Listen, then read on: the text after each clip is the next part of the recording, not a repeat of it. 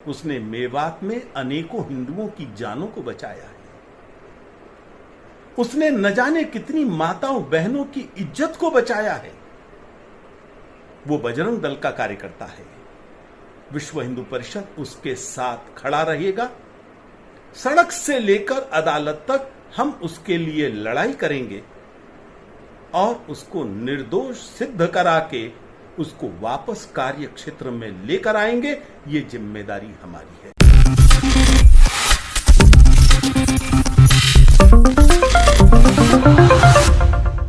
Next 9 news में आपका बहुत बहुत स्वागत है। मैं हूं आपके साथ अबरारुल हक रहमानी। मोनू मानेसर की गिरफ्तारी के बाद तरह तरह के बयान आपको सुनने को मिले होंगे और लोग अब इस मामले को लेकर के ये भी कह रहे हैं, कई वीएचपी के बजरंग दल के कार्यकर्ता जो हैं इसको लेकर विरोध दर्ज करवा रहे हैं। वो ये कह रहे हैं कि वो गौ भक्त था, गौ माता की सेवा करता था, लेकिन क्या इस नाम पर आप लोगों के साथ अत्याचार कर सकते हैं? क्या आप अपने हाथ में कानून को ले सकते हैं? इस बात की इजाजत आपको किसने दी है? ये बड़ा सवाल है दर्शकों। लेकिन उसके बावजूद भी कई लोग उसके समर्थन में इस वक्त सड़कों तक पर उतर आए हैं और वीएचपी ने खुले तौर पर उसका समर्थन भी कर दिया है और ये कहा है कि मात्र उसको टारगेट किया जा रहा है क्योंकि वो जो है गौ माता की सेवा किया करता था। आपको मैंने वो भी बात बताई थी दर्शकों कि नूह हिंसा में जिस ढंग से लोग अलग अलग एंगल से इसको समझाने की कोशिश कर रहे हैं वो बिल्कुल बेमायने बेफिजूल है। सबसे पहले आपको वीएचपी के एक नेता की वो तस्वीर दिखाते हैं, वो बयान सुनवाते हैं जो एक तरीके से आप कह सकते हैं कि मोनू मानेसर पर मेहरबान नजर आ रहे हैं, उनको निर्दोष बता रहे हैं। सुनिए उनके इस बयान को। मोनू मानेसर की गिरफ्तारी बहुत दुर्भाग्यपूर्ण है। पूरी दुनिया जानती है कि वो एक गौरक्षक है। हजारों गायें उसने कसाईयों की छुरी के नीचे जाने से बचाई हैं। उन निर्दोष गायों के प्राण बचाए हैं। हरियाणा में, राजस्थान में, दोनों में गौ हत्या पर पाबंदी है और सबको पता है कि जो व्यक्ति कानून की रक्षा करता है उसको गिरफ्तार नहीं किया जाता, उसको अपमानित नहीं किया जाता, उसको सम्मानित किया जाता है। दोनों सरकारों को उसे सम्मानित करना चाहिए था बजाय गिरफ्तार करने के। वो केवल गायों का रक्षक नहीं था, उसने मेवात में अनेकों हिंदुओं की जानों को बचाया है। उसने न जाने कितनी माताओं बहनों की इज्जत को बचाया है। वो बजरंग दल का कार्यकर्ता है। विश्व हिंदू परिषद उसके साथ खड़ा रहेगा। सड़क से लेकर अदालत तक हम उसके लिए लड़ाई करेंगे और उसको निर्दोष सिद्ध करा के उसको वापस कार्य क्षेत्र में लेकर आएंगे। ये जिम्मेदारी हमारी है। कुछ लोगों में खलबली मची है, स्वाभाविक है, गुस्सा आना स्वाभाविक है, लेकिन जैसे ही उनको ध्यान में आया कि विश्व हिंदू परिषद साथ में ही तो है, तो उनकी गलतफहमी दूर हो गई और पूरे प्रदेश के कार्यकर्ता मिलकर उस कार्य को आगे बढ़ाने में लगे हैं जिस कार्य के अंदर मोनू भी लगा था। अब किसी के मन में कोई गलतफहमी नहीं। पूरे हरियाणा का संगठन एकजुट होकर मिलकर काम कर रहा है।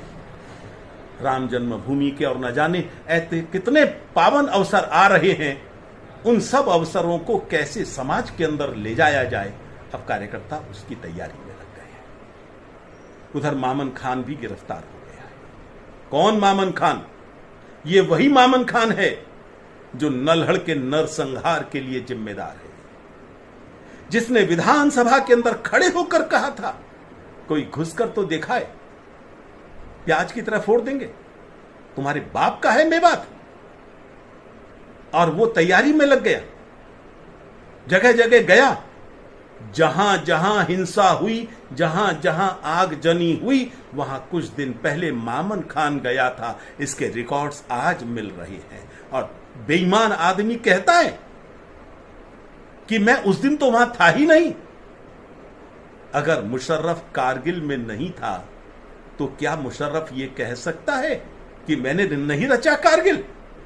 क्या ये सारी बदमाशियां करने के लिए उसका खुद वहां माचिस की तीली हाथ में लेकर खड़े रहना जरूरी है? वो दुनिया को बेवकूफ समझता है।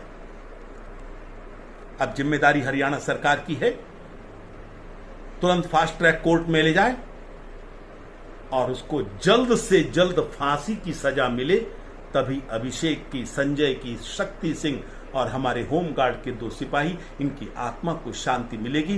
तभी उन घायलों के जो इस भीषण नरसंहार के अंदर आज भी बिस्तर पर पड़े हैं, उनके जख्मों पर मरहम लग सकेगा और जिन लोगों को लाखों करोड़ों का नुकसान हुआ है उनको लगेगा हमारे नुकसान की भरपाई हो गई है, क्योंकि असली अपराधी दंडित हो गया है। कुछ कांग्रेस के नेता कहते हैं मामन खान का इसमें हाथ में नहीं है, हाथ नहीं है। क्या उन्होंने कभी कहा है कि जगदीश टाइटलर का हाथ है? क्या कभी कहा है कि कमलनाथ का हाथ है सिखों के नरसंहार में? अरे आजादी के बाद अधिकांश दंगों में, अधिकांश नरसंहारों में कांग्रेस या कांग्रेस से निकले हुए लोगों का ही हाथ रहा है। कभी उन्होंने कहा है? क्यों याकूब मेनन के पक्ष में कांग्रेस के इतने वकील खड़े हो जाते हैं? मैं कह सकता हूं, आतंकवादियों के साथ कांग्रेस का हाथ हमेशा रहा है। मामन खां के साथ भी इनका हाथ है। और बाकी जिनके नाम आ रहे हैं वो कौन है? क्या वो कांग्रेस के नहीं है? जिन लोगों ने कहा था चिंदी चिंदी कर दो पुलिस वालों की पकड़कर, वो कांग्रेस का नहीं है?